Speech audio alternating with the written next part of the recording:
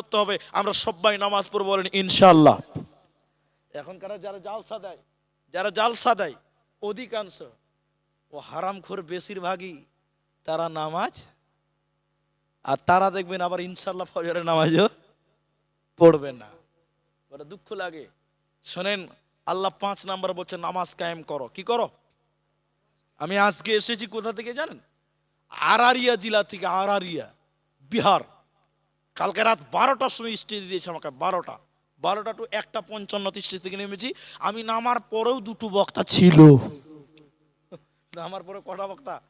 আরো 2টা আছে, যাক ওদিক যাব না। তো ওখানে জাহান্নামের বয়ান রাখছিলাম। নামাজের এই কথাটা আপনাকে শোনাই, শোনেন, উত্তর দেবেন আপনারা। এখন ইমাম সাহেবকে যদি আমি বলি, মনে করেন আমার এই বাবজি ইমাম, কথার মানে বলছি, আমি অপমান করার জন্য নয়, বাবজিকে যদি বলি, বাবজি মালিতে পাড়াতে মুসলমান পুরুষের সংখ্যা কত? উনি বলছেন 5000। আপনারা বলুন কত? 5000। এখন আমার বাবজিকে যদি বলি ফজরের সময় মুসল্লি কটা হয়, কি বলবে? 5টা। কটা? আর কথা বলছে না। কটা? 5টা। মুসলমান কটা? 5000। মিল আছে? সাহাবীদেরকে দাঁড় করান, এগুলো যুক্তি দিচ্ছি আপনাকে। এটা সাহাবীদেরকে দাঁড় করান, এই আল্লাহ নবীর সাহাবী তুমি বলো তোমরা মুসলমান কজন? সাহাবী বলছে যে মাত্র 200টা। কটা? বলুন, একটু বলুন। 200। এখন এই সাহাবীকে যদি বলা হয় ফজরের মুসল্লি কটা, কি বলবে? 200টা। কি বলবে? সুবহানাল্লাহ বলবেন না? তারা যটা মুসলমান তটা নামাজি। আর মালিতে বাড়াতে 5000 মুসলমান, সালা 5টাকেও পাওয়া যায় না মাঝে মধ্যে। মাথা খারাপ করা কথা। আল্লাহ কুরআনে বললেন 5 নাম্বার আর রাকিউন, রুকুকারে হয়ে যাও, নামাজি হয়ে যাও, কারণ বেনামাজি জান্নাতি হতে পারে না। ফর এক্সাম্পল দিয়ে 6 নাম্বারটা আপনাকে বোঝাচ্ছি। এটা একটা চিঠি, এটা আমি বুঝার আগে একটা কথা বলি। আপনারা কি যে বলেন, আপনারা দুধ বলেন না? দুধ বুঝেন?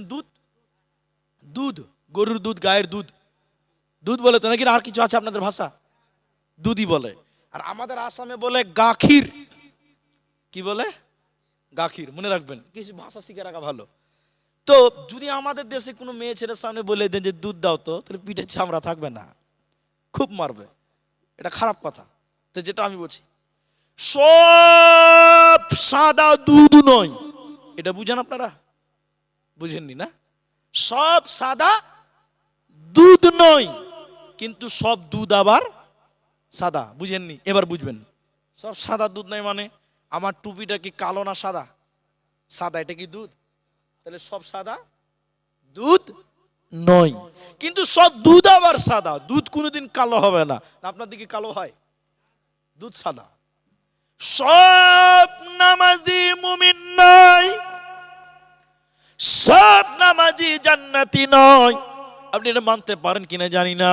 এই গ্রামে এশার আজান হলো, 500 লোক মসজিদে গেল, মনে করেন 100টা লোক মসজিদে গেল। এবার আপনারা বলেন 100টা লোক জান্নাতে যাবে? এর মধ্যে কেউ এসে বিহাই বাড়ি জালসা, বিহাই যদি কি বলবে নামাজটা যদি না পড়ি, বিহাইকে খুশি করার জন্য কেউ মসজিদে গেছে। কেউ জামাই শ্বশুর ঘরে এসে জালসা শুনতে, শ্বশুরকে দেখাবার জন্য নামাজ পড়ে। এরকম জামাই আছে না নাই?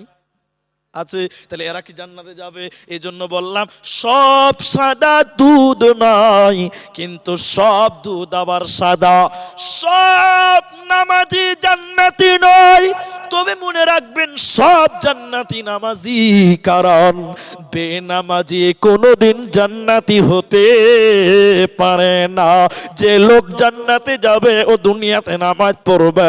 এজন্য আল্লাহ বলছে আমি 8 প্রকার মানুষকে জান্নাতের সুসংবাদ দিব। 5ম নাম্বার আল্লাহ বলে নামাজি হয়ে যাও। নামাজ পার্থক্য করা যায়, কে মুসলিম কে কাফের, পার্থক্য করে কে? বলুন। নামাজ কিসের মাধ্যমে প্রমাণ হয়? নামাজের মাধ্যমে। আল্লাহ রাসূল বলছে বাইনাল আবদু বাইনাল কুফরি ওয়া তারকুস সালাত। যে মুসলমান সে নামাজ পড়বে, যে মুসলমান নয় সে নামাজ পড়বে? বলুন, চলবে? পড়বে না, সে নামাজ পড়বে না। এই জন্য নামাজ পড়তে হবে। সর্বোপরি একটা কথা আপনাদেরকে শুনিয়ে দিই, সাকার নামে যারা জাহান্নাম যাবে ওরা আর্তনাদ করে জাহান্নাম যাওয়ার চারটা কথা কারণ বলবে। তার একটা হলো ক্বালু লাম নাকু মিনাল মুসাল্লিন, আমরা দুনিয়াতে মুসল্লি ছিলাম না। কি ছিলাম না? নামাজি ছিলাম না, এই জন্য সব করলেন। যদি না নামাজ পড়লেন কোনো কাজে লাগবে না, আরো বিপদ বড় জটিল হয়ে যাবে, কঠিন হয়ে যাবে। এই জন্য নামাজের কথা আল্লাহ এখানে বললেন। আপনার কিনা 6 নাম্বার আমি কি বলছিলাম, 4 নাম্বার বলছিলাম আপনার কিনা রোজাদার হয়ে যাও। 5 নাম্বার আল্লাহ বলছেন নামাজি হয়ে যাও। 6 নাম্বার আল্লাহ বলেন আস-সাজিদুন, সাজদাকারী হয়ে যাও। পৃথিবীর কাউকে সাজদা করা যাবে না, সাজদা একজনাকে করব, তিনার নাম আল্লাহ। সাজদা কাকে করব? আল্লাহ। ওমর রাদিয়াল্লাহু তাআলা আনহু কাবার সামনে যেয়ে বলছে, এই এদিকে দেখেন, কাবার সামনে একদিন বসে বসে বসে, এই কাবা, এ কাবা, আমি তুই ভাবিস না যে আমি তোকে সাজদা করছি। আমরা মসজিদকে সাজদা করি? বলুন না। এ কাবা, তুই ভাবিস না যে আমি তোকে সাজদা করছি। না, তোর মালিক আল্লাহকে আমি সাজদা করি। কাকে বলুন? সুবহানাল্লাহ বলবেন না? কি ঈমান তাদের! যদি কাবা ওই ঘরটাকে সাজদা করা হয় শিরক হবে। সাজদা পাওয়ার মালিক একজন, তিনার নাম আল্লাহ। এই কপাল আল্লাহ ছাড়া অন্য কারো কাছে ঝুঁকানো। মায়েরা শুনে এলেন, নবীজি বলছেন মানুষে যদি মানুষকে সাজদা করার অনুমতি থাকতো, আমি প্রতিটা মহিলাকে বলে দিতাম তোমরা তোমাদের স্বামীদেরকে সাজদা করো। ইসলামে এর অনুমতি নাই, এজন্য মানুষকে সাজদা করা যাবে না। সাজদা একজনাকে করতে হবে, তিনার নাম আল্লাহ। এখন কেউ কবরে, কেউ গাছের তলা, কেউ অমুক জায়গা, অমুক বাবা, তমুক বাবা। আপনাদেরকে প্রশ্ন করছি, আপনারা উত্তর দেন। ভাই কাবা কটা? কাবা একটা। কাবা কটা? সবাই বলুন। একটা জানতে এসেছেন, কিন্তু বেদাতীরা বলছে কাবা 4টা। কটা বলছে? 4টা কাবা বলছে। আমাদের কাবা কটা? একটা। ওরা বলছে কাবা 4টা। সাজদা কেন জায়েজ বলছে দেখো, মানুষকে সাজদা করছে, মাজারে সাজদা করছে। আমি বলছি, যদি বলেন আপনি মিথ্যা কথা বলছেন, শোনেন, ইউটিউবে সার্চ দেন গোলাম মঈনুদ্দিন মাইজ ভান্ডারী, গোলাম মঈনুদ্দিন লেখে সার্চ করেন, দেখেন এই ভণ্ডটাকে মেয়েরা পর্যন্ত সাজদা করছে। বলুন নাউজুবিল্লাহ, নাউজুবিল্লাহ বলুন। তারা বলছে সাজদা করা জায়েজ। বলে কেমন করে জায়েজ? তারা বলছে কাবা 4টা। কটা? পীর কাবা, দিল কাবা, বক্তা কাবা, মোরা কাবা। কাবা হলো 4 কাবা রে বাবা। মারাফাতের লাইনে 8টা আছে, ওটা বলবো না। বলছে কাবা 4টা, তাই মানুষকে সাজদা করা যায়। শুনেন, সাজদার এই গুরুত্বপূর্ণ অধ্যায়টা আপনি শুনে যান, কাজে লাগবে। আজকে জালসা চলছে, মাইক চলছে, লাইট চলছে, এগুলো চলার পেছনে সবচেয়ে বেশি অবদান কার? না, আল্লাহ তো আল্লাহ, ওটা আবার বলতে হবে। কারেন্ট, কিসের কারেন্ট? এখন যে টুক করে লাইনটা পালিয়ে যাই, মাইক চলবে, সব বক বক বন্ধ হবে, হবে না? হবে। এখন এই রাস্তাতে 11,000 ভোল্টের তার আছে, ওই তারে যদি কেউ এরকম হাত দেয়, মরবে না বাঁচবে?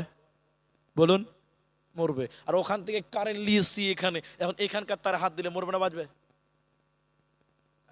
মরবে। ওখানে যে পাওয়ার আছে এখানে সেম পাওয়ার আছে। এই কথাটা আপনি নিতে পারবেন কিনা জানি না। এবার আমার দিকে তাকান, আমাকে মাফ করবেন, আপনাকে সাক্ষী রেখে বলছি। ইনি একজন, আরেকজন এখানে আছে, দুটো লোক আছে। পীর সাহেবের দুদিকে আছে। পীর সাহেব জিকির করছে আল্লাহর। কিসের জিকির করে? আল্লাহর। শুনেন কি করে সাজদা করা জায়েজ বলছে। বলছে আল্লাহ আল্লাহ আল্লাহ আল্লাহ, মানে বড় থেকে আস্তে আস্তে ছোট হয়েছে। এই আস্তে আস্তে ছোট হতে হতে একবারে মাঝে মাঝে দুদিকের বডি গার্ড খালি বলছে আই হারে, মানে তাল দিছে। সামনে মুরিদেরা বলছে আল্লাহ, পিছে আল্লাহ আল্লাহ করতে করতে যখন থেমে যায়, তখন এই দুদিকের মুরিদ বলে, ও পীরের মুরিদেরা, এই মাত্র পিছে আল্লাহর জিকির করছিল, জিকির করতে করতে এখন মুরা কাবাতে লেগে গেছে। ওদের কাবা 4টা, মুরাকাবাতে লেগে গেছে। এখন কি করতে হবে? এখন কাবাকে সাজদা করা আর পীর বাবাকে সাজদা করা বারবার কাবার সঙ্গে কানেক্ট লেগে গেছে। যেমন রাস্তার তারে হাত দেওয়া, ওইখান থেকে এখানে তারে হাত দেওয়া বারবার ওই রকম করে বলছে এখন পীর কাবাতে তোমরা সাজদা দাও, এই কাবাতে তোমরা সাজদা দাও, এই কাবাতে তোমরা সাজদা দাও। এখন আল্লাহর সঙ্গে পীর বাবার কানেক্ট লেগে গেছে, এজন্য তারা বলে কাবা চারটা। শুনে নাও, মানুষকে যদি সাজদা করার অনুমতি থাকতো, বিশ্ব নবীকে সাহাবীরা সকাল সন্ধ্যা সাজদা করতো কি করতো না? করতো না? করতো। আমাদের নবীকে কোনোদিন কেউ সাজদা করে নাই। অতএব তোমার যত বড়ই পীর বাবা হোক না কেন, নবীজির চাইতে বড় পীর পৃথিবীতে কেউ হতে পারে না। অতএব সাজদা করা মানুষকে হোক আর গাছকে হোক না কেন, কাউকে সাজদা করা যাবে না। সাজদা একজনকে করতে হবে, তিনার নাম আল্লাহ। তাই আল্লাহ 6 নম্বর বলেন আস-সাজিদুন, তোমরা সাজদাকারী হয়ে যাও। 7 নম্বর আল্লাহ বলেন আল আমিরুনা বিল মারুফি ওয়ান নাহুনা আনিল মুনকার, সৎ কাজের আদেশ করো, মন্দ কাজের নিষেধ দাও। এই যে ছেলেরা তাবলিগি জালসা দিয়েছে, এটা দাওয়াতে তাবলিগের কাজ। সৎ কাজের আদেশ করা, মন্দ কাজের নিষেধ করা ভালো। তো আল্লাহ বলছে যদি জান্নাতের সুসংবাদ নিবি রে, মানুষদেরকে ভালো কাজের আদেশ করো, নামাজের কথা বলো, চল নামাজে চল, দুঃখে পাবি সান্ত্বনা তুই, বকে পাবি বল রে, মসজিদেতে চল। হাজার কাজের উসিলাতে নামাজ করলি কাজা, খাজানা তারে দিলি না তুই যে দুনিয়ার রাজা। তারপরে তুই মরিস কেটে আখিরাতের ফসল রে, চল নামাজে চল, দুঃখে পাবি সান্ত্বনা তুই, বকে পাবি বল রে, মসজিদেতে চল। দাওয়াতের ব্যাপারে একটা কথা বলছি। রসুল বলছেন তোমাদের কোনো সমাজে যদি খারাপ কাজ চলে, 7 নাম্বার চলছে আর একটা আছে, রসুল বলছেন তোমাদের সমাজে যদি কোনো খারাপ কাজ চলে আর তোমরা দেখেও যদি প্রতিবাদ না করো, আল্লাহ তোমাদের উপরে শাস্তি নাজিল করবে। বলুন নাউজুবিল্লাহ। হাদিস হুযায়ফা বিন ইয়ামান রাদিয়াল্লাহু তাআলা তিনি বলছেন ওয়াল্লাহি, নবীজি বলছেন আল্লাহর কসম, 2টি কাজ অবশ্যই করো। 1, মানুষদেরকে ভালো কাজের আদেশ করো। 2, মন্দ কাজের নিষেধ করো। যদি না করো, অচিরেই আল্লাহ তোমাদের উপরে শাস্তি নাজিল করবে, আর তখন তোমাদের দুয়া কবুল হবে না। কি কবুল হবে না? আমি বলিনি তওবা কবুল হবে না, তওবা তখনও কবুল হবে, তখনও দরজা খোলা আছে, কিন্তু দুয়া কবুল হবে না। তখন আল্লাহ বিপদ শাস্তি দিবে, তখন তোমরা বলবে আল্লাহ, আল্লাহ বলবে আরো জোরে চিল্লা, কাজ হবে না, তখন আর কাজ হাদিস চলবে না। তাহলে মানুষকে দাওয়াত দিতে হবে। এখন একটা বাস্তব চিত্র আপনার সামনে তুলে ধরে আর একটা হাদিস বলবো বুখারী মুসলিম থেকে। বাস্তব চিত্রটা কি? এই আপনাদের মসজিদ কোথায় আছে? মসজিদ কোন দিকে? এদিকে না এদিকে? এদিকে সব মসজিদ আছে, যাক 3টা মসজিদ আছে। এবার আপনি শুনেন, এদিকে শুনেন। আসরের নামাজ পড়ে দেখছি যে একটা চায়ের দোকানে 3টা-4টা ছেলে টাস খেলছে। টাস টাস বুঝেন তো? টাস বা ক্রাম বোর্ড এসব খেলা, হ্যাঁ বাস বুঝেন খেলা। এখন আমি ইমাম সাহেব মানুষ, ইনার মতন বা আমার ওই বাপুর মতন বলছি যে বাপজি, তো ওই যে দেখেন টাস খেলছে, জুয়া খেলছে, চলেন বলি গা, চলেন আমরা মানা করি গা। আমরা যদি মানা না করি কে করবে? ঠিক না? হ্যাঁ কিনা বলুন? তখন আমার বাপজি বলছে কি দরকার, খানো কা শুনবে না। এরকম লোক আছে না? বলুন বলুন, আছে না? হ্যাঁ না বলুন। অসার অসার যাবে না, হ্যাঁ ডাইরেক্ট বলছে কি দরকার, খানো কা শুনবে না। এরকম লোক আছে না? হ্যাঁ কিনা বলুন? এবার আপনারা বুঝুন, এবার আপনারা বুঝুন, এবার মিলান, বাস্তব চিত্রটা বলছি। ওই বাপজি বুড়া মানুষ, আপনাকে মিশাল দিচ্ছি, মাফ করবেন, আপনি খারাপ পায় না। এবার মনে করেন, এবার ওই বাপজি ওখানে দাঁড়িয়েছে, বুড়া মানুষ, হঠাৎ করে আর 5 বছরের পোতা এসে বলছে দাদু তোমার টমাটোর বয়ে রুস্তুমের ছাগল ঢুকে গেছে। তখন বলছে কোন সালাবা? গলার পাওয়ার দেখছেন কত বেড়েছে? যখন বলছে চলেন বলি কি দরকার, গলাতে আওয়াজ বাড়ায়নি। যখন বলছে টমাটোর বয়ে ছাগল ঢুকেছে, কোন সালাবা? গলার ভোল্টেজ কত বেড়েছে খালি দেখেন। দিনের ব্যাপারে আমরা উদাসীন, কথা হ্যাঁ কিনা বলুন? আমরা দাওয়াতের ব্যাপারে উদাসীন। সর্বোপরি হাদিসটা শুনবেন, আমার মন বলছে এক কথাতে অনেক কিছু পেয়ে যাবেন। প্রথমে প্রশ্ন করছি, উত্তর দেন। পানির জাহাজ দুতলা কেউ দেখেছেন? পানির জাহাজ দুতলা দেখেননি আপনারা? হ্যাঁ, অনেক জায়গায় দেখেছেন আপনারা। আমি বুঝাবার জন্য বলছি, 7-8 তলা 18 তলা পর্যন্ত হয়, আমি দেখেছি। যাই হোক, আমি যেটা বলছি, নবীজি বলছেন পানির দুতলা জাহাজ, এটা হাদিস। হাদিসের রাবি হযরত নু'মান বিন বাশির রাদিয়াল্লাহু তাআলা আনহু। শুনেন এই কথাটা, আপনি একটা জ্ঞান পাবেন। তো উপর তলার লোক নিচ তলাতে খাওয়া দাওয়া করে, ক্যান্টিন নিচে, খেতে খেতে খেতে খেতে নিচের আর পানি নাই, যত পানি ছিল খাওয়ার পানি সব শেষ, সমুদ্রে চলছে। উপর তলার লোক চলে গেছে উপরে, উপরে পানি আছে। নিচ তলার একটা লোকের পানি পিপাসা লেগেছে। ভাই, হাজার পানিতে চললেও পানি পিপাসা লাগবে, লাগবে না? নিচ তলাতে তার পানি নাই, পানি খাবে। এবার এই লোকটা উপরে পানি খেতে যেতে হবে, পানি উপরে আছে। এবার কোথাও লোড হবে পানি কোন স্ট্যান্ডে, এবার এই নিচের তলা লোক উপরে দরজায় যে ঠকঠক করে বলছে, ভাই দরজা খোল, পানি খাবো। আচ্ছা আপনারা বলুন, কেউ যদি ঘুমায় তাহলে তাকে জাগানো যাবে, কিন্তু কেউ যদি জেগে জেগে ঘুমায় জাগানো যাবে? এই ঘুম ভাঙবে? এই ঘুম ভাঙবে না। ওরা বদমাশি করে বলছে দরজা খুলবো না, তুই যত চিল্লাবি চিল্লা। বেচারা পানি পিছতে লেগেছে, অনেকক্ষণ থেকে পানি খাবে খাবে, খুলে না। শেষের বেলায় ভাই একটা কুড়োল কিংবা একটা সাপ বল, আপনারা বুঝেন এগুলো ভাষা, তো কুড়োল কিংবা সাপ বল নিয়ে এবার বলছে উপরতলা লোককে, ভাই দরজা খুললে খুল, নাহলে সাপ বল দিয়ে জাহাজের তলা ফাটাবো, তো সমুদ্র থেকে পানি তুলে খাবো, তো আত্মাটা শান্তি করবো। এবার আপনারা বলুন, ও যদি খালি জাহাজের তলাটা ফাটায়, একলা মরবে না উপরতলা মরবে? হ্যাঁ না, কি একলা মরবে না উপরতলা লোক মরবে? খালি দুতলা কেন, 200 তলা অব্দি মরবে, কি মরবে না? নবীজি বললেন শোনো, এটা হাদিস। নবীজি বললেন পৃথিবীটা হলো দুতলা জাহাজ, দুতলা জাহাজ। মসজিদ হলো দুতলা, জালসাটা হলো দ্বিতীয় তালা, মাদ্রাসা দ্বিতীয় তালা, আর নিচের তালা তোমার বাড়ি। তুমি জালসায় যাও, মসজিদে যে সুবহানাল্লাহ সুবহানাল্লাহ নামাজ পড়ছো, ভাবছো বেঁচে যাব। তোমার বিবি একতলা বাড়িতে গুনাহ করে নামাজ পড়ে না, একতলা ফুটা করলে একা মরবে না, দুতলা মরবে। অতএব তোমার বাড়িতে তোমার বিবি যদি গুনাহ করে, তোমার পরিবার যদি গুনাহ করে, একা মরবে না, তোমাকে সঙ্গে করে জাহান্নাম যাবে। পৃথিবীটা হলো দ্বিতীয় তালা। বুঝতে পেরেছেন? আপনারা বুঝতে পেরেছেন তো? নবীজি বলছেন দুতলা দুনিয়া রে, দুতলা দুনিয়া। তুমি মসজিদে যে ভাবছো আমি একলা বেঁচে যাব, তোমার নিচের তালা তোমার মেয়ে পর্দা করে না, নিচের তালা তোমার ছেলে নেশা খায়, দারু খায়, মদ খায়, নিচের তালা তোমার স্ত্রী নামাজ পড়ে না, একলা জান্নাতে যাবে, একা মরবে না। নিচতলা ফুটা করলে উপর তালা পর্যন্ত মরে। অতএব সতর্ক হয়ে যাও। তাহলে কি করবে?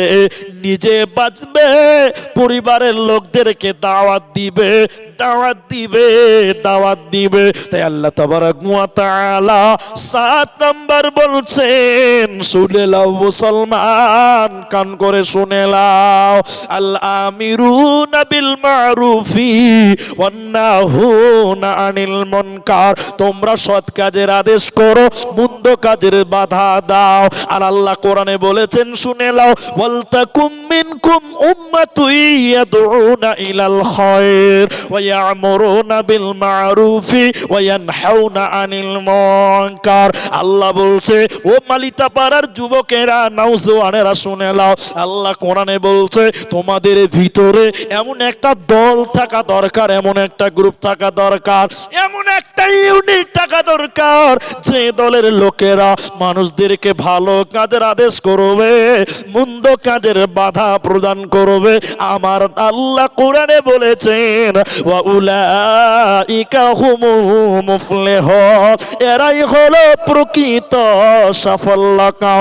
অতএব যদি জান্নাতের সুসংবাদ নিতে চাও, তোমাকে দাওয়াতের কাজ করতে হবে, মানুষকে দাওয়াতের কথা বলতে হবে, তাহলে হাসতে হাসতে জান্নাতে যাবে, কোনো চিন্তা রবে না। একটা কথা খালি বলে দিব আপনাদেরকে, নাম্বার 8 চলে এলাম। এই কথাটা আয়াত, যেটা আমি খুতবাতে পড়েছিলাম। আল্লাহ বলছেন, ওমান আহসানু কাওলাম মিম্মান দাআ ইলাল্লাহ, সূরা ফুসসিলত 33 নম্বর আয়াত। আল্লাহ বলছেন ওর কথার চাইতে আর কার কথা দামি হতে পারে, ওর বাক্যর চাইতে আর কার বাক্য ভালো হতে পারে, যে দাআ ইলাল্লাহ, যে সর্বোপরি আল্লাহর দিকে মানুষকে ডাকে। কার দিকে? আল্লাহর দিকে। তাহলে আমরা দিনের দিকে মানুষকে ডাকবো মানে আল্লাহর দিকে ডাকবো, বলুন ইনশাআল্লাহ। আল্লাহ বলছেন এই হলো দামি লোক, দামি কথা। এরপর আল্লাহ বলছেন ওয়া আমিলা সালেহ, এবং নিজে ভালো কাজ করে, নিজে আমাল করে। অকলা, এবং সে বলে ইন্নানি মিনাল মুসলিমিন, আমি হলাম মুসলিম, আমি হলাম আত্মসমর্পণকারী, আমি হলাম মুসলমান। তাহলে বাপু নিজেকে মুসলিম দাবি করো, তাহলে আগে তুমি দাওয়াত দাও, মানুষকে দাওয়াত দাও এবং নিজে আমল করো। দাওয়াত নিয়ে আলোচনা করতে গেলে অনেক সময়ের ব্যাপার। নাম্বার 8, ওয়াল হাফিযুনা লিহুদুদিল্লাহ ওয়া বাশশিরিল মুমিনিন। আল্লাহ তাবারাক ওয়া তাআলা 8 নাম্বার বলছেন হুদুদিল্লাহ। হুদুদ মানে হলো বর্ডার, হুদুদ মানে সীমা। ভারত বাংলাদেশের একটা বর্ডার আছে 0 মাইল, এখান থেকে ওই দিকে যেতে পাবে না, এটা একটা বর্ডার। তাহলে ভারত বাংলাদেশের একটা বর্ডার আছে, আপনার মুর্শিদাবাদের একটা বর্ডার আছে, নদিয়ার একটা বর্ডার আছে, পশ্চিমবঙ্গের বর্ডার আছে, এরকম ভারতের একটা শেষ সীমানা আছে। তো ইসলামের একটা বর্ডার আছে রে, ইসলামের একটা বর্ডার আছে, ওই বর্ডারটার নাম হুদুদ। তা আল্লাহ বলছেন ওয়াল হাফিদুনা লিহুদুদিল্লাহ, যারা আমার হুদুদকে রক্ষা করবে। এইটুকু ইসলামের মধ্যে পড়ে এইটুকু যখন ক্ষতি হতে দেখবে, যেমন ইসলামের যখন কোনো ক্ষতি দেখবে তখন তোমাকে হেফাজত করতে হবে। তখন যদি তুমি জান দিয়ে, তখন যদি তুমি মাল দিয়ে রুখতে পারো, তখন ওই হুদুদটাকে যদি জান এবং মাল দিয়ে রক্ষা করতে পারো, আল্লাহ বলছে তাহলে তোমাদেরকে আমি আল্লাহ জান্নাতের সুসংবাদ দেব। দেখেন সাহাবীরা কেমন রক্ষা করেছিল হুদুদ। এই হুদুদটার ব্যাপারে একটা ঘটনা আপনাদেরকে শুনিয়ে দিই, হাদিস সাহাবীদের ঘটনা। জঙ্গে তবুকে মুতার প্রান্তে আল্লাহ রসুল জিহাদে যাবেন। এদিকে দেখেন কেউ বলেছেন জোহরের নামাজ, কেউ বলেছেন না এশারের নামাজ। আমি জোহরটাকেই গ্রহণ করলাম, অথবা এশারটাকেই আপনি নেন। নামাজ পড়তে এসে সাহাবা একরাম, নবীজি নামাজ পড়ালেন, এই কথাটা আপনি শুনলেন, এই ঘটনাটা আপনার ঈমান বাড়বে, জাগ্রত হবে। নামাজ পড়েই নবীজি বললেন এই বসো, সবাই আপনা আপনা জায়গায় বসো। সবাই স্তব্ধ হয়ে গেলেন, নবীজির কথায় বসে গেলেন। এরপরে নবী বললেন জায়েদ বিন সাবিত তুমি কোথায়, জায়েদ ইবনে হারিস তুমি কোথায় আছো?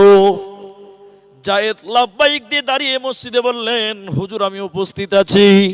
নবীজি বললেন জাফর ইবনে আবি তালিব তুমি কোথায় আছো? মুসল্লিদের মাঝে তিনি হাত তুলে বললেন লাব্বাইক ইয়া রাসূলুল্লাহ উপস্থিত। নবীজি বললেন জাফর ইবনে আবু তালিব আব্দুল্লাহ ইবনে রাওয়াহা কোথায় আছো? তিনিও দাঁড়িয়ে গিয়ে বললেন লাব্বাইক ইয়া রাসূলুল্লাহ। নবীজি বললেন মুতার প্রান্তে লড়াই হবে, জিহাদ হবে, এই জিহাদে আমি নবী যাব না, এই জিহাদ পরিচালনা করবে, যুদ্ধের প্রথম সেনাপতি বানালাম আমি জায়েদকে, দ্বিতীয় সেনাপতি বানালাম জাফর ইবনে আবি তালিবকে, তৃতীয় সেনাপতি বানালাম আব্দুল্লাহ বিন রাওয়াহাবকে। এরা তিনজন দাঁড়িয়ে গেল। নবীজি বললেন এরপরে যুদ্ধের পরিস্থিতি দেখে তোমরা চতুর্থ বানিয়ে নিও। এবার নবীজি বললেন দ্বীনকে বাঁচাবার জন্য, আল্লাহর হুদুদকে বাঁচাবার জন্য, ইসলামকে বাঁচাবার জন্য তোমাদেরকে জীবন দিয়ে দিতে হতে পারে। তোমরা জিহাদের ময়দানে তোমরা যাচ্ছ, যাও যাও যাও, তোমরা তোমাদের বাড়ি ঘরে একটু দেখা করে এসো, পরিবারের সঙ্গে সাক্ষাৎ করে এসো, হয়তো দুনিয়াতে আর তোমরা থাকবে না।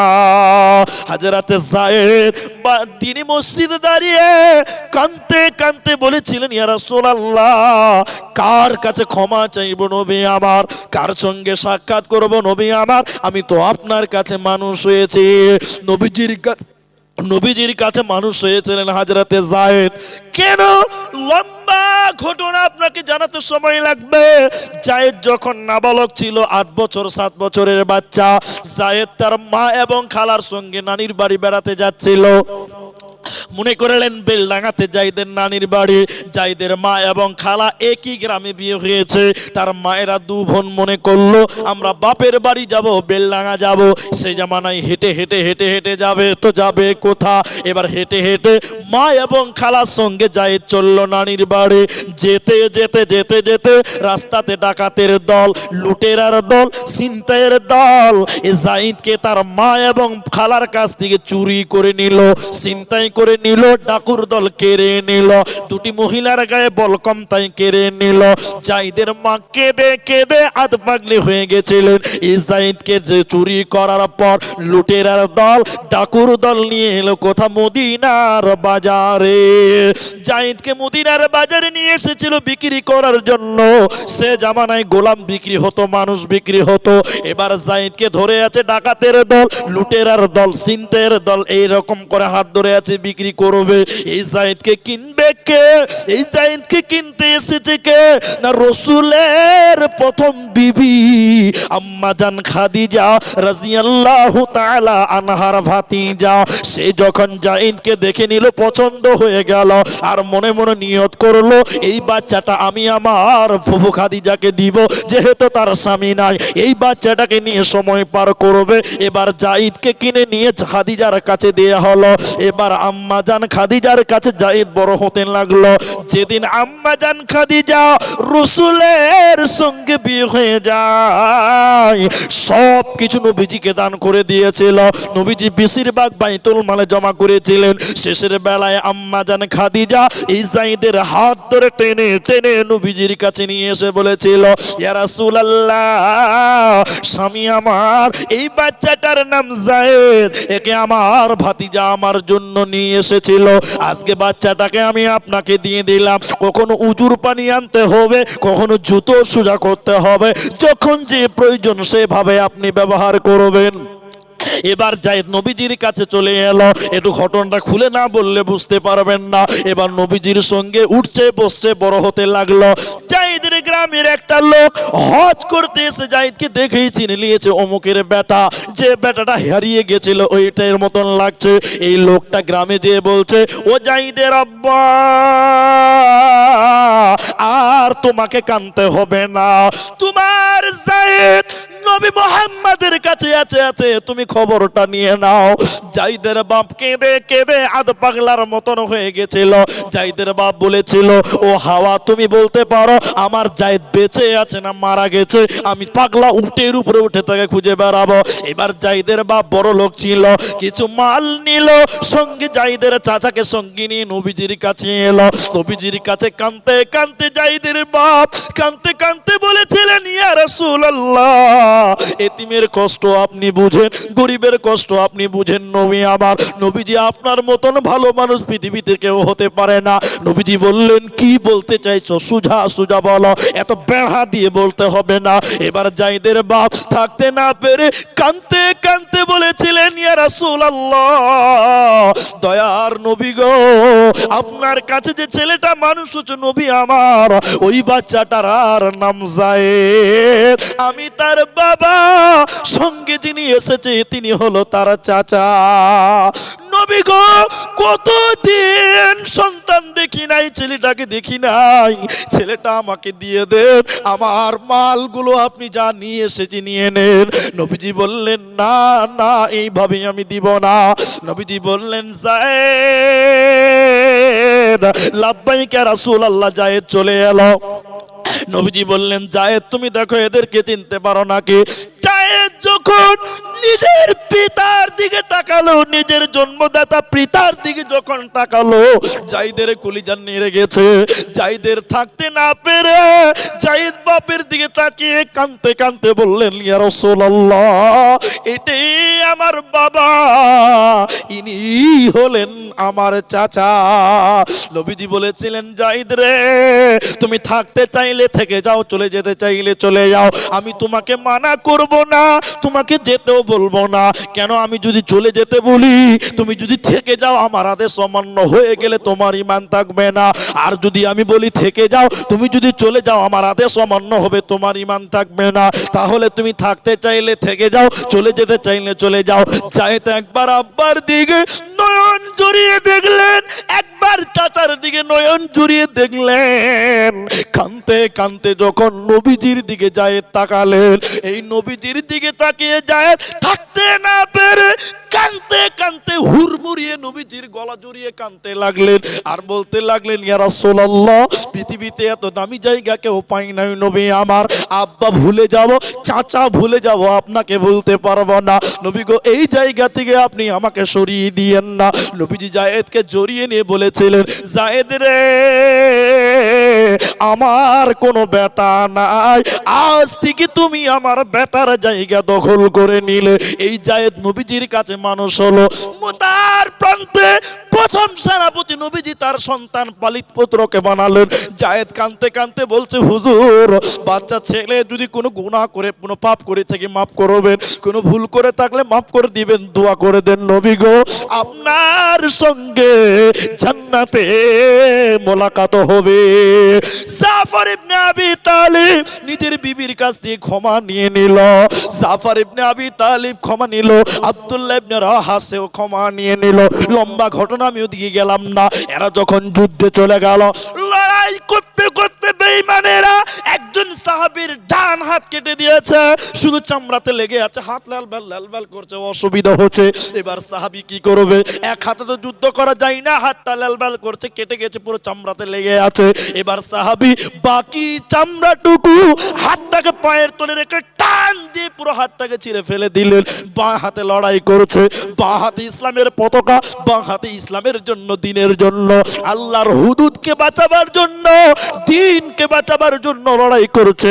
মুশরিকেরা, বেঈমানেরা এক কূপ দিয়ে বাঁটাও কেটে দিল। বাঁ হাতটাও যখন কেটে গেল, দুটো হাত কেটে দিয়েছে। বেঈমানেরা কেটে টুকরো টুকরো টুকরো টুকরো করে দিয়েছে। দূর থেকে কাউকে দেখা যায় না। তখনও সাহাবী বর্ণনা করেন, আমি দূর থেকে দেখছি ইসলামের পতাকা দাঁড়িয়ে আছে। আমি যে দেখলাম সাহাবীকে বেঈমানেরা দুটি হাত কেটেছে, কেটে টুকরো টুকরো করেছে। এরপরও ইসলামের পতাকা, কালেমার পতাকা জাত দিয়ে কামড়ে উত্তোলন করে রেখেছে। এই জমিনে কলেমার পতাকা পড়তে দেয় না। তিনি যখন দম চলে যাচ্ছে, সাহাবীকে বলছেন, ও রাসূলের সাহাবী, আমি জান্নাতের ঘ্রাণ পাচ্ছি, নবীজির কাছে আমার বিদায় সালামটা দিয়ে দিও, আর বলে দিও নবীজির সঙ্গে আমার জান্নাতে মোলাকাত হবে। নারায়ে তাকবীর। জান্নাতে মোলাকাত হবে। তা আল্লাহ বলছেন, দেখে নাও, এই সাহাবীরা দ্বীনকে বাঁচাবার জন্য তলোয়ারের নিচে তারা যেতে রাজি হয়েছে, জীবনটা বিলিয়ে দিয়েছে রে। তাই আল্লাহ 8 নম্বর বলছেন, এই দ্বীনকে যারা হেফাজত করবে, জান এবং মাল বিলিয়ে দিবে। ওয়াল হাফিদুনা লিহুদুদিল্লাহ, যারা আল্লাহর হুদুদকে হেফাজত করবে, বাঁচিয়ে রাখার চেষ্টা করবে। ওয়াবাশশিরিল মুমিনিন, মুমিন রে, আমি তোদেরকে দিলাম সুসংবাদ, সুসংবাদ। আর আল্লাহর সুসংবাদের নাম জান্নাত। এবার 8টা শুনেন, এদিকে দেখেন। 1, তওবাকারী হও। 2, ইবাদতকারী হও। 3, প্রশংসাকারী হও, আমরা বলি আলহামদুলিল্লাহ। 4, সিয়াম পালনকারী হও, রোজাদার হও। 5, নামাজি হও। 6, আল্লাহকে সাজদা করো, পৃথিবীর অন্য কাউকে সাজদা করা যাবে না। 7, ভালো কাজের আদেশ করো, মন্দ কাজের নিষেধ করো। 8 নম্বরে নবী বলছেন, দিনকে বাঁচাবার যে কোনো মাধ্যমে চেষ্টা করো। ওয়াল হাফিজুনা লিহুদুদিল্লাহ, আল্লাহর হুদুদকে যারা হেফাজত করবে। এই 8টা কথা বলার পর আল্লাহ বলছেন অবাশশিরিল মুমিনিন, মুমিন রে তোদের জন্য সুসংবাদ। বলুন সুবহানাল্লাহ। আল্লাহর সুসংবাদের নাম জান্নাত। আল্লাহর সুসংবাদের নাম কি? জান্নাত। আল্লাহ যাকে সুসংবাদ দিবে সে কোনোদিন জাহান্নামী হতে পারে না। ভাই হাদিসটা শুনেন, আপনাকে আমি বসতে বলছি, হাদিসটা শুনেলেন। বুখারী মুসলিম থেকে আমি হাদিসটা আপনাদের সামনে তুলে দিচ্ছি। হাদিসটা শুনলে আপনার আরো একটু ঈমান বাড়বে। শুনেন, এই 8টা কথা আপনাকে বললাম, বুখারীতে এসেছে 7280 নম্বর হাদিস। আবু হুরায়রা তিনি রাবী। পর্দার অন্তরালে যে সকল মায়েরা আছেন, যে সকল ভাইরা বসে আছেন, গভীর মনোযোগে আপনি হাদিসটা শ্রবণ করেন। আমি চাইছি যে আপনার কিছু জ্ঞান একটু বাড়বে, আর একটা আমল আপনারা নিয়ে যাবেন, এটা আমার বড় তামান্না। হযরতে আবু হুরায়রা তিনি বলেন, কুল্লু উম্মতি ইয়াদখুলুনাল জান্নাত। বিশ্বনবী বলছেন কুল্লু মানে প্রত্যেক, উম্মতি মানে উম্মতি, ইয়াদখুলুনা মানে দাখিল হবে, জান্নাতা মানে জান্নাতে। তাহলে কি দাঁড়ালো? নবী বললেন আমার প্রত্যেকটা উম্মত সবাই জান্নাতে দাখিল হবে। সবাই যদি জান্নাতে যায় তো জাহান্নাম কে যাবে? এটা হাদিস, বুখারী হাদিস, এটা বললাম। তবে বুঝিয়ে বললে বুঝতে পারবেন। এখন বলছি যে মমতা ব্যানার্জি বলছে সবাইকে একটা ঘর দিবে, তবে যখনই বলে দিব তবে, তখন বাস সব শখ মিটে যাবে, যাবে না? যখনই বলবো তবে বা কিন্তু, তাহলে মনে কোনো গন্ডগোল আছে। জি, তবে বা কিন্তু বলে দিলেই মানুষের সব আনন্দ মাটি হয়ে যায়। আবার কোন হুকুম আছে রে বাবা?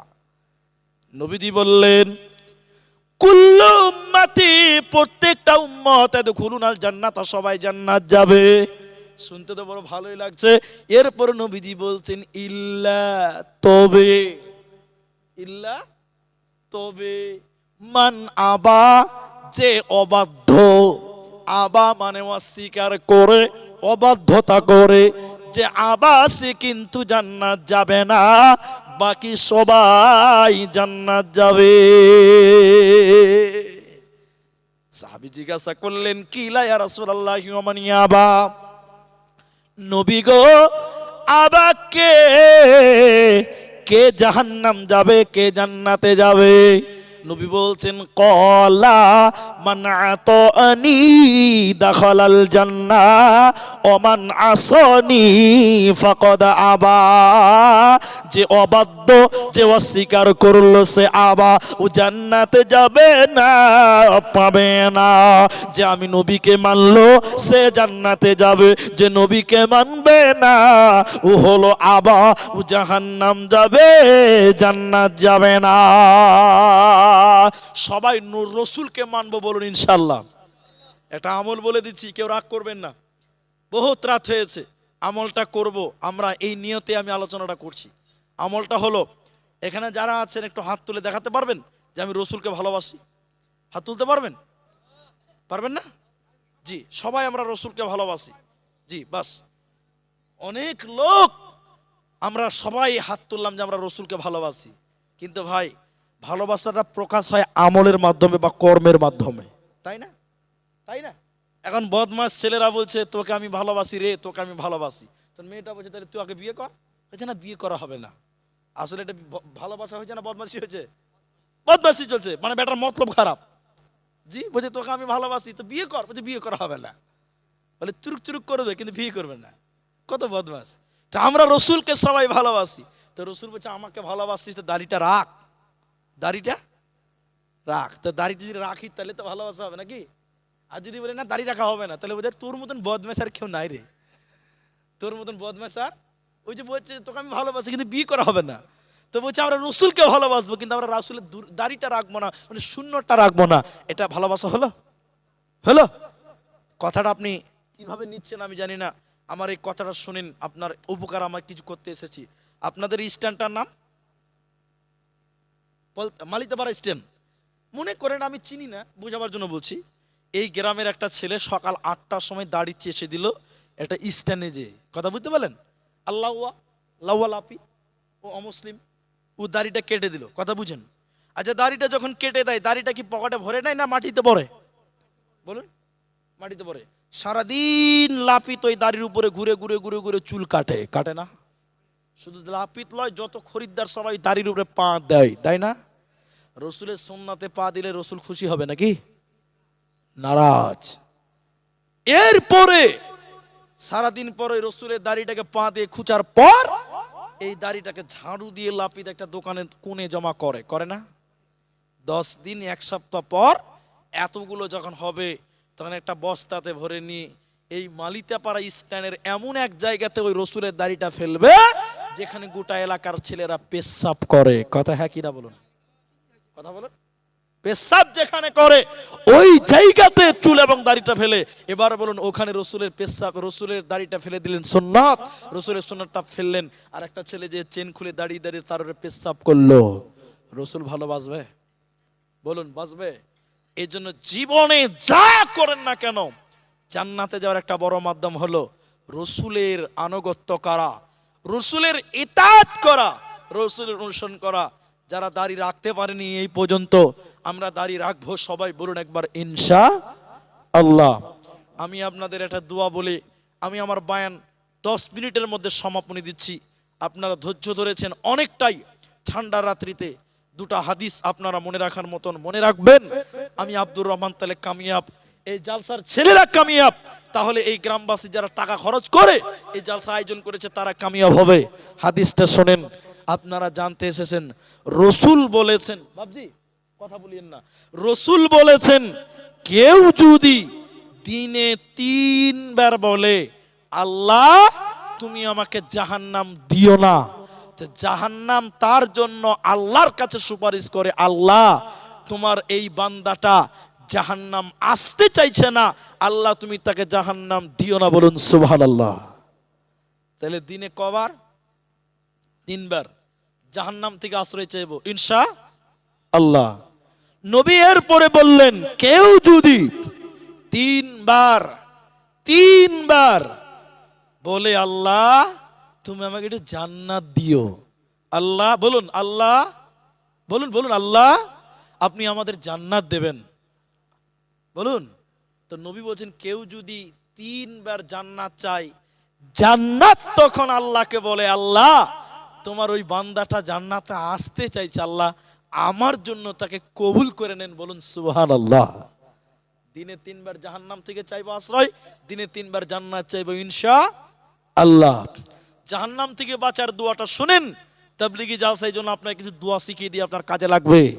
নামাজ পড়েন যারা, শুনেন, নামাজের শেষ রাকাতের শেষ বৈঠকে দোয়া মাসুরা 2 নম্বরটা পড়ুন, আল্লাহুম্মা ইন্নী আউযু বিকা মিন আযাবি জাহান্নাম ওয়া আউযু বিকা মিন আযাবিল কবর ওয়া আউযু বিকা মিন ফিতনাতিল মাসিহিদ দাজ্জাল ওয়া আউযু বিকা মিন ফিতনাতিল মাহইয়া ওয়া ফিতনাতিল মামাত আল্লাহুম্মা ইন্নী আউযু বিকা মিনাল মাসামি ওয়া মিনাল মাগরাম। ইনশাআল্লাহ বলুন, সকাল সন্ধ্যা বলবেন আল্লাহুম্মা আজরিনি মিনান নার। ইনশাআল্লাহ জান্নাতে যাওয়ার আর 2টা হাদিস বলি, সহজে জান্নাত নিতে হবে, আল্লাহর জান্নাত নিব। নবীজি বলছেন, কেউ বলতে পারেন আপনাদের ভিতর থেকে বলুন উজুর দোয়া কি? কে বললো উজুর দোয়া? আশহাদু আল্লা ইলাহা ইল্লাল্লাহ, বিসমিল্লাহ। শেষেরটা আগে লাগিয়ে দিয়েছে, বুঝলেন কেন লাগিয়েছি বলুন তো? রাত 1টা বাজে যায়, এখন তো বেতাল হওয়ার টাইম, উজু করতে হবে কি বলে? বিসমিল্লাহ। তবে কেউ যদি ইচ্ছা করে বিসমিল্লাহ না বলে, হাদিসে আসছে তার উজু হবে না। ইচ্ছা করে যদি বিসমিল্লাহ না করে উজু হবে না, তবে ভুলে গেছেন সেটা আলাদা কথা, কথা বুঝতে পারছেন কিনা? এরপরে রাসূল বললেন উজুর পরে যদি কেউ বলে আশহাদু আল্লা ইলাহা ইল্লাল্লাহ ওয়া আশহাদু আন্না মুহাম্মাদান আবদুহু ওয়া রাসূলুহু, নবীজি বলছেন তার জন্য জান্নাতের 8টা দরজা খোলা থাকবে। কটা? কলেমা শাহাদাত যদি কেউ পাঠ করে কটা? রাসূল বললেন জান্নাতের 8টা দরজা তার জন্য ওয়েলকাম জানাবে, যে দরজা ইচ্ছা সে দরজা দিয়ে জান্নাত যাবে। আরেকবার বলুন সুবহানাল্লাহ। উজুর পরের দোয়া যারা জানেন না, মুলি সাহেবদের কাছে একবার আসেন, কলেমা শাহাদাতটা শিখেলেন, কত ফজিলতের কথা। শেষ কথা আরেকটা বলছি, নবী বললেন কেউ যদি ফরজ নামাজের পর আয়াতুল কুরসি, কেউ যদি ফরজ নামাজের পর আয়াতুল কুরসি পাঠ করে, রাসূল বলছেন ওই ব্যক্তিটা জান্নাতে চলেই গেছে। সুবহানাল্লাহ বলবেন না? আচ্ছা, কথাটা বুঝতে পারেননি আপনারা। আয়াতুল কুরসি পড়ে মানে বেঁচে আছে, পড়েছিল না যে পড়ে ও কি বেঁচে আছে, তার মানে পড়ে মানে বেঁচে আছে। তো বলছে ও জান্নাতে চলেই গেছে। আরে চলে গেছে মানে ও তো বেঁচে আছে। রাসূল বলছে ঢুকে নাই, মরে নাই, তার লিগা মরলেই ঢুকবে। বুঝলে, চলেই গেছে, খালি ঢুকতে বাকি, মানে মরলেই চলে যাবে যদি আয়াতুল কুরসি পড়ে। তবে হ্যাঁ, আয়াতুল কুরসি পড়ে আবার বুকে ফু দেওয়া যাবে না, ফু দেওয়া যাবে না। জি, অনেক জনে দেয়, দিতে হবে না, ওটা বিধানে নাই। নিজে মনে বানিয়ে বানিয়ে দিলে কি আর হবে? হাদিসে পড়তে বলা হয়েছে, ফু দিতে বলা হয়নি। কথা বুঝা যায়? তাহলে আয়াতুল কুরসি যে ফরজ নামাজের পরে বড় দুঃখ লাগে। গত শুক্রবার দিন বিহারে খুতবা শুনছিলাম, মানে জালসা করছিলাম তো বিহারে, এই গত কাল পরশু দিন, মানে কালকে এলাম, কালকে শনিবার, মানে এখন পরশু দিন বলতে হবে কারণ ডেট চেঞ্জ হয়ে গেছে। শুক্রবার দিন খুতবা শুনছিলাম বিহারে, এই পূর্ণিয়া জেলাতে। তো খুতবা দিচ্ছিলেন, আফসোস আমাদের মুসলমানেরা, আমরা আলেমরা কত মানুষকে ধোঁকা দিই, কত মাধ্যমে আমরা জানেন না। নামাজ শেষ, খালি ফরজ নামাজ পড়া হয়েছে, সঙ্গে সঙ্গে হাত তুলে দোয়া করতে লাগলো, সবাই মোনাজাত করতে লাগলো। খালি 1 মিনিট খালি বলছে বিহাক্কে লা ইলাহা ইল্লাল্লাহ, 1 মিনিটে মসজিদ খালি হয়ে গেল, কেউ নাই। সুন্নত পড়লো না, একদম খালি হয়ে গেল, কেউ আয়াতুল কুরসি পড়লো না। অথচ রাসূল বলছেন আয়াতুল কুরসি পড়লে জান্নাতে চলেই গেছে, ঢুকে নাই, খালি মরে নাই, তার লিগে। তাহলে আমরা সবাই এই দোয়াগুলো শিখবো। সবাই বলুন ইনশাআল্লাহ। দোয়া করি, আপনারা আমার সঙ্গে আমিন বলবেন। আল্লাহ আমাদের যারা মারা গেছে, আর বক্তা আসবে কেউ না, পরিশেষে দোয়া করি, আমি বলছি কিছু আছে নাকি? আচ্ছা, পরিশেষে দোয়া করি, আল্লাহ আমাদের যারা মারা গেছে তুমি তাদের কবরের শাস্তিকে মার্জনা করো, বলুন আল্লাহুম্মা আমিন। আল্লাহ যারা অসুস্থ আছে তুমি শিফায়ে কামেলা আজেলা দান করো, বলুন আল্লাহুম্মা আমিন। ভাই দোয়া করবেন, আপনারা আমিন বলবেন। আল্লাহ এই জালসার পেছনে যারা শ্রম